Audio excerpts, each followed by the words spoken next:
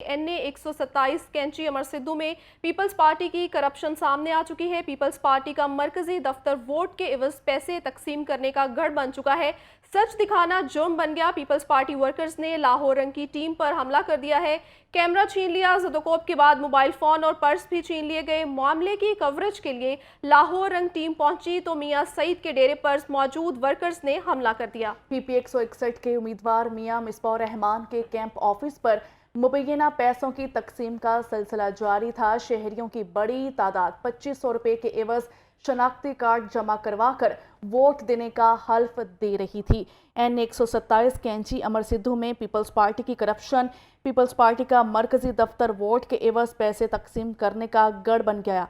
सच दिखाना जुर्म बन गया। पीपल्स पार्टी वर्कर्स ने लाहौर रंग की टीम पर हमला कर दिया। कैमरा भी छीने गए हैं। ज़दोकोब के बाद मोबाइल फ़ोन और पर्स भी छीन लिए गए। मामले की कवरेज के लिए लाहौर रंग टीम पहुंची तो मियां सईद के डेरे पर मौजूद वर्कर्स ने हमला कर दिया। PP 161 के उम्मीदवार मियां मिसबाह रहमान के कैंप ऑफिस पर मुबैना पैसों की तकसीम का सिलसिला जारी था। शहरियों की बड़ी तादाद 2500 रुपए के एवज शनाख्ती कार्ड जमा करवा कर वोट देने का हल्फ दे रही थी।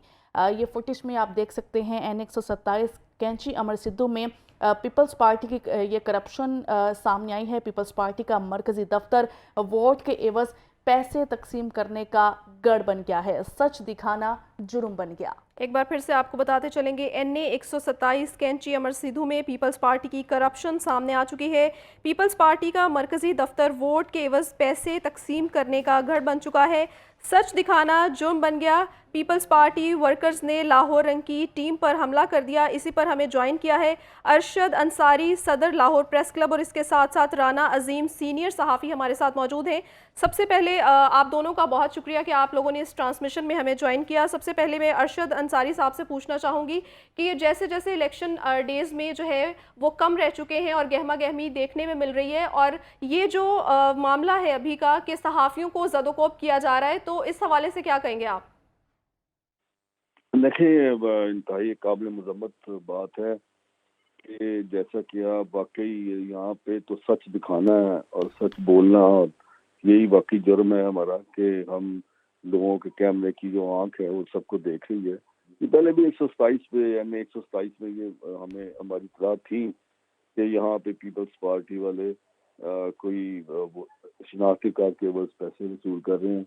लेकिन हमारा तो ये काम है, हमने दिखाना है, और ये इस तरह तो इलेक्शन नहीं जीते जाते। और इसका मैं समझता हूँ कि ना सिर्फ इसका पुलिस को वाला काम को नोटिस लेना चाहिए, जो लाहौर रंग की टीम पर ये लोग हमलावर हुए हैं, इसका नोटिस लेना चाहिए। उनके ऐसे लोग जिन्होंने ऐसा किया है, कैमरे छीने, उनके खिलाफ मुकदमा दर्ज होना चाहिए, और इलेक्शन कमीशन ऑफ पाकिस्तान को इसका फौरी तौर पर नोटिस लेना चाहिए, क्योंकि ये ये पहली इस तरह का जो है उस NA-127 में ये ऐसे कुछ वाक़यात पहले भी हुए हैं।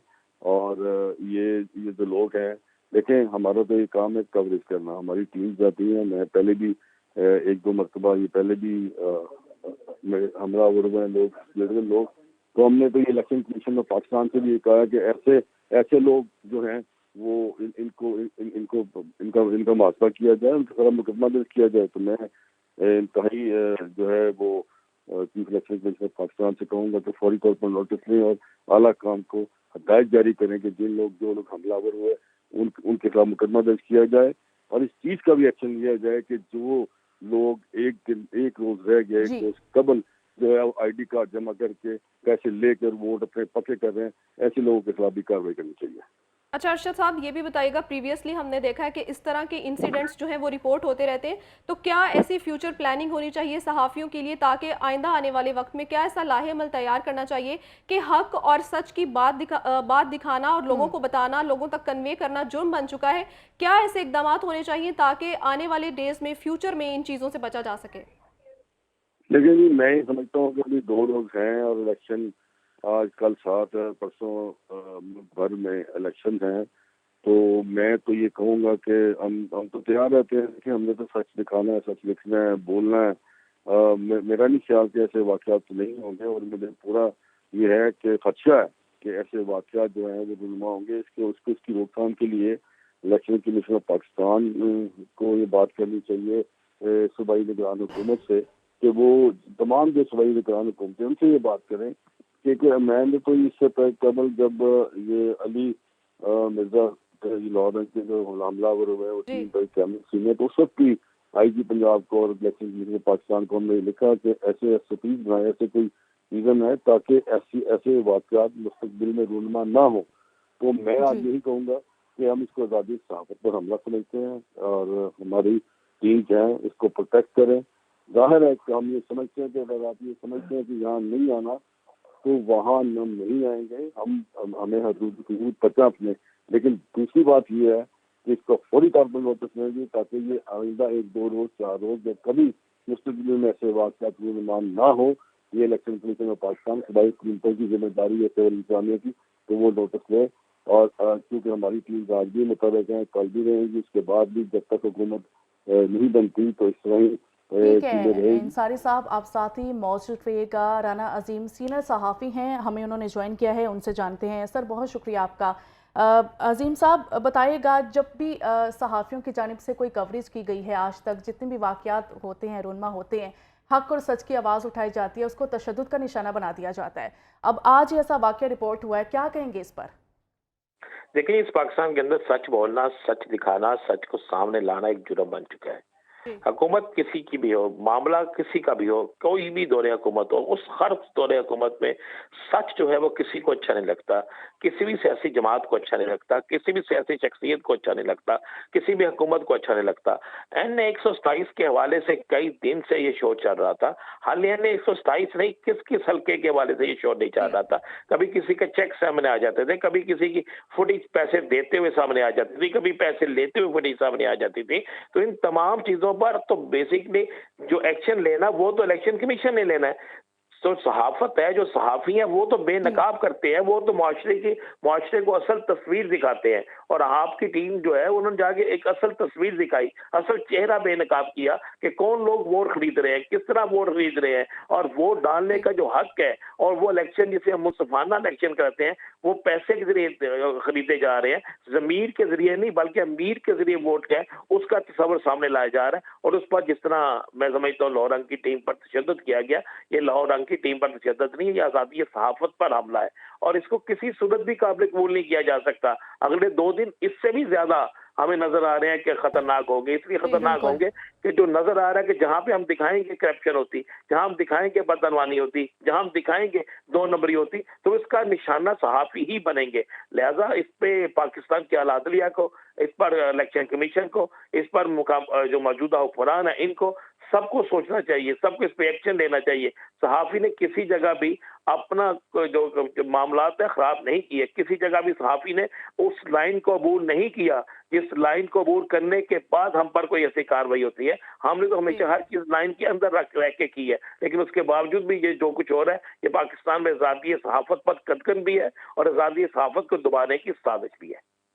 بالکل عظیم صاحب، آپ نے صحیح بتایا کہ آزادی صحافت کو دبانے کی یہ سیاست ہے۔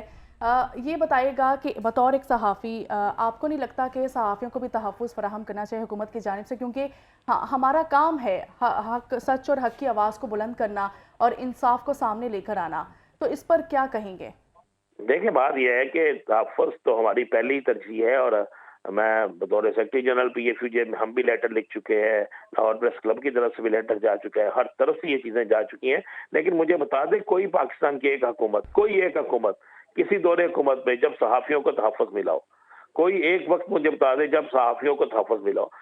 یہ چیزیں اچھی نہیں لگتی۔ جب کوئی اپوزیشن میں ہوتا ہے تو وہ کہتا ہے جناب صحافت کی آزادی کی ہم جنگ لڑیں گے، اور مزے والی بات یہ ہے کہ اس وقت تو ساری اپوزیشن میں ہے، جتنی سیاسی جماعتیں الیکشن لڑ رہی ہیں، کوئی بھی ابھی اقتدار میں نہیں ہے، کاغذوں میں اقتدار میں ہو سکتے ہیں اور حقیقت میں اقتدار میں نہیں ہے۔ تو سب کی سب جماعتیں جو ہیں وہ جن کے خلاف اب دکھائیں گے وہ فوری طور پر صحافیوں کے خلاف جو ہے وہ کام کرنا شروع کر دے گا۔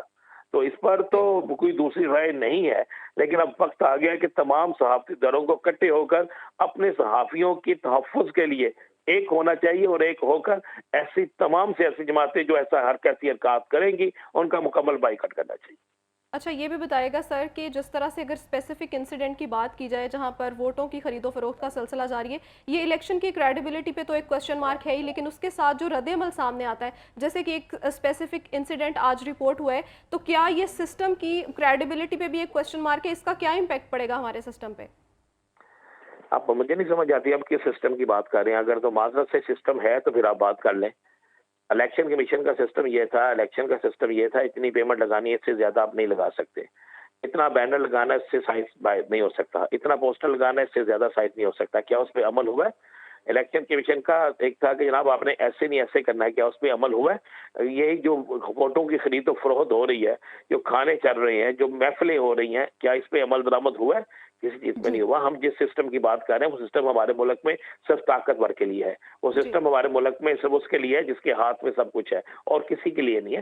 लिहाजा ये सिस्टम बनाने के लिए सबको एक होना होगा, और ये सिस्टम आम आदमी के लिए करना होगा। और इस सिस्टम के तहत जो भी करप्शन करे, जो भी बदअनवानी करे, जो भी खिलाफ वर्जी करे, जो भी इलेक्शन को मुतनाज़ा बनाने की कोशिश करे, उस इलेक्शन से अगर इलेक्शन कमीशन 5, 7, 10 लोगों को फारिग कर देता तो शायद आज ये नौबत ना आती।